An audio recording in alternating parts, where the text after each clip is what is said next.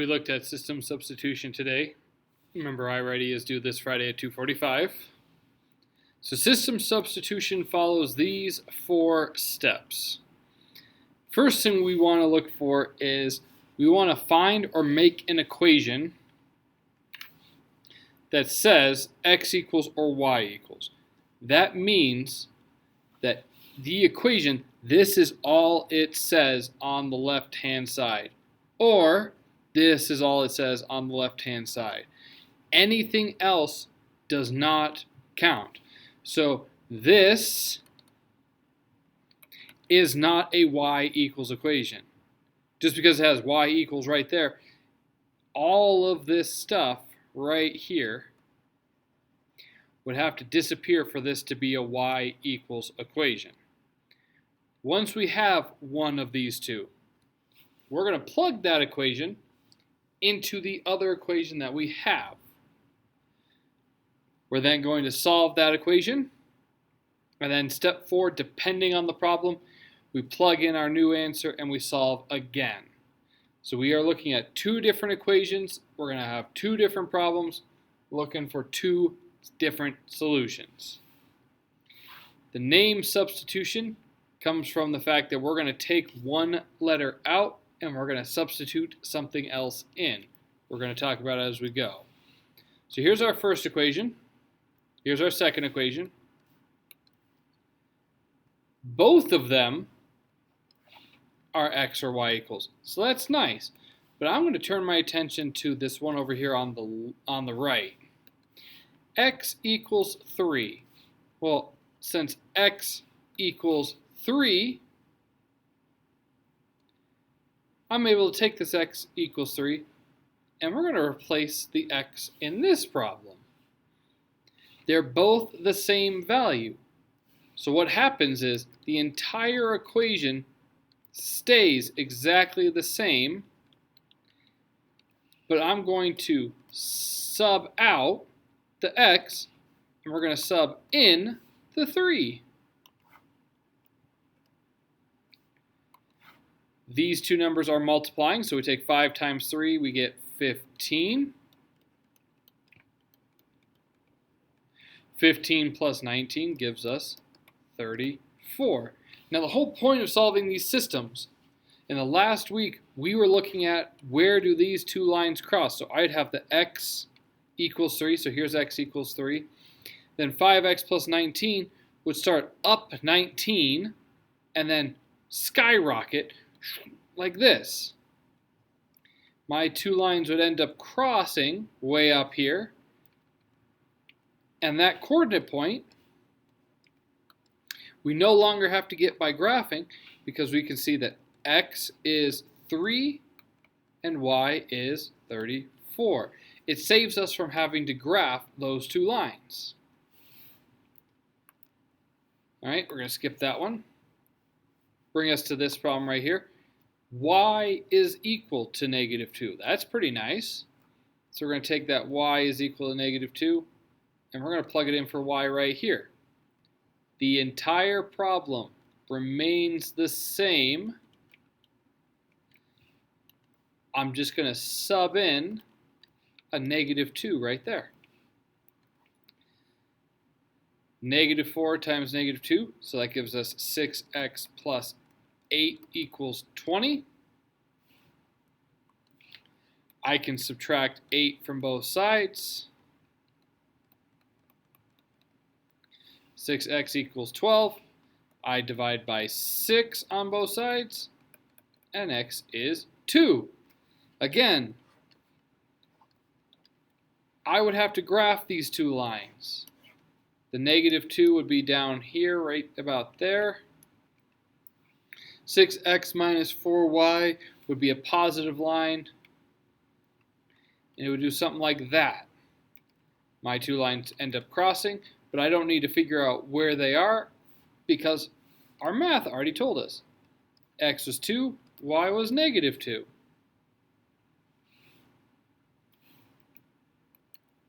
We're going to then look at same process, but what happens if our x equals isn't just a number anymore? Like before, it was just a 2, It was just a 4. It was just a 3. But now it's actually a little bit of an expression. X equals 3y. I can take this 3y. We're going to replace the x over here. And again, our equation stays exactly the same. But this is where we sub in that 3y right there. Oops. I'm going to move it back, though, and write it in.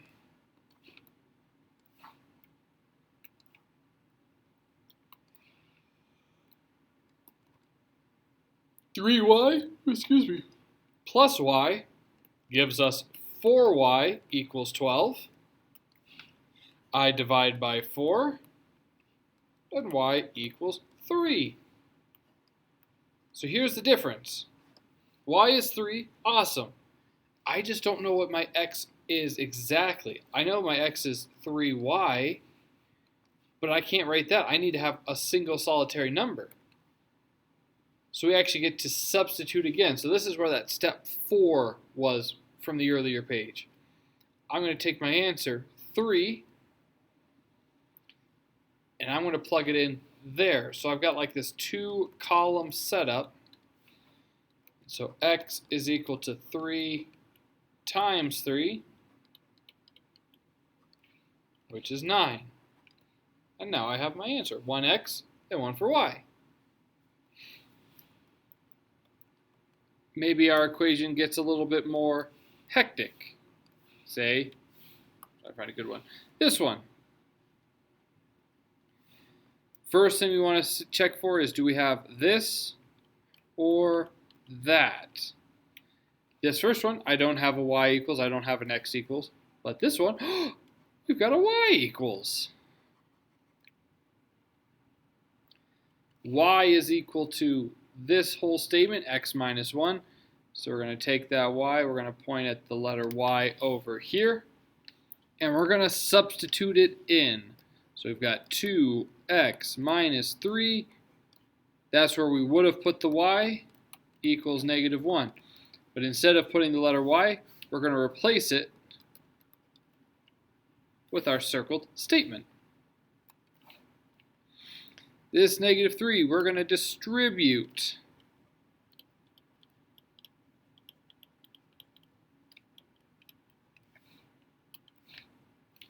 Negative 3 times x, negative 3x. Negative 3 times negative 1, plus 3.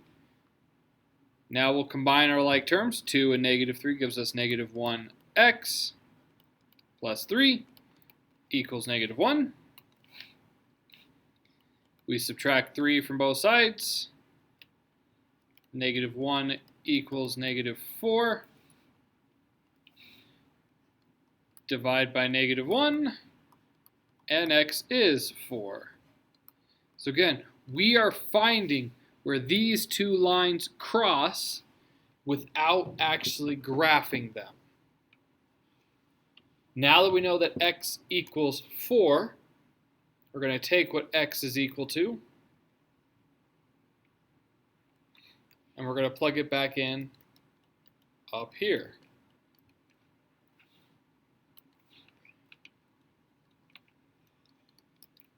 Four minus 1 gives us 3. And there's our answer. One last one for today.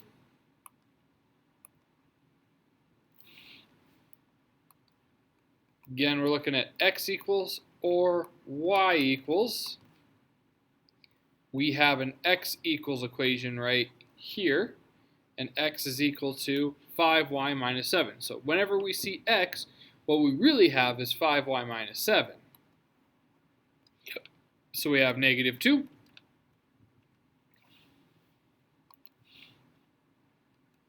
This is where we would have written x, minus 3y equals negative 12.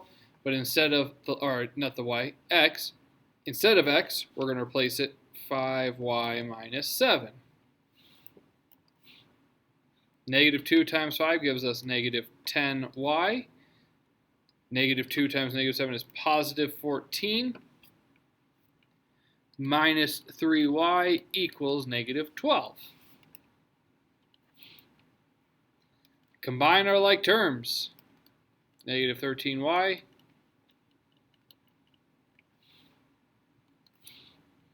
subtract 14 from both sides.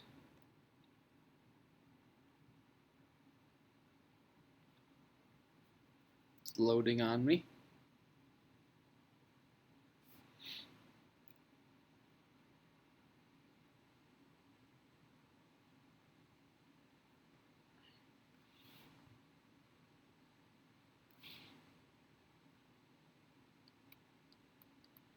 So minus 14, minus 14. I don't know what I was trying to load there. That was kind of weird. We get negative 13y equals negative 26. Divide by negative 13. And y is 2. So we have half of our answer. We're going to take that 2. Plug it in for y right there.